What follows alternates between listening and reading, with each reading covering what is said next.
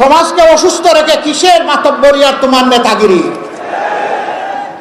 সমাজের দায়িত্ব যিনি পালন করতে পারবেন চৌকিদার হিসেবে, তার হাতেই সম্মানের চাবি তুলে দেওয়া হবে ইনশাআল্লাহ। এমপি যিনি হবেন, বৎসরে 4 বার তাদেরকে এই নদীর পানিতে গোসল করানো হবে।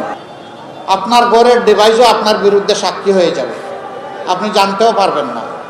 আগামীতে আমরা যদি দেশ পরিচালনার সুযোগ পাই, ওই এলাকার যিনি কাউন্সিলর হবেন, যিনি মেয়র থাকবেন, এমপি যিনি হবেন, বৎসরে 4 বার তাদেরকে এই নদীর পানিতে গোসল করানো হবে। যখন 3 মাস পর পর নদীর পানিতে গোসল করবেন, কারো জানা থাকবে না কোন দিন সেই ডেট, একই ডেটে সবাই না, ভিন্ন ভিন্ন ডেটে।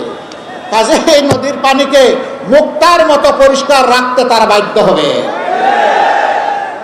যেই মেয়র, যেই জনপ্রতিনিধি এই দায়িত্ব পালনে ব্যর্থ হবেন, তাকে বরখাস্ত করা হবে। সমাজকে অসুস্থ রেখে কিসের মাতব্বরি আর তোমার নেতাগিরি?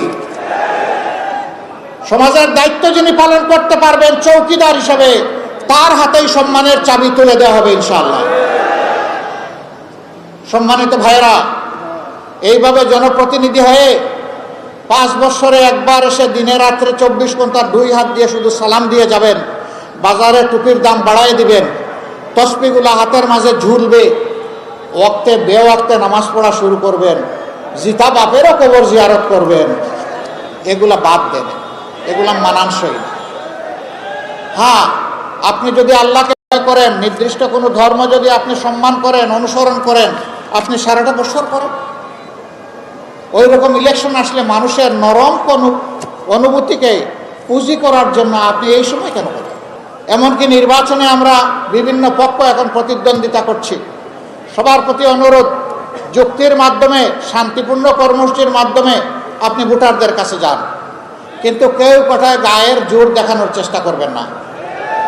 আজকের জমানা বড় সতর্ক, আপনার ঘরের ডিভাইসও আপনার বিরুদ্ধে সাক্ষী হয়ে যাবে, আপনি জানতেও পারবেন না।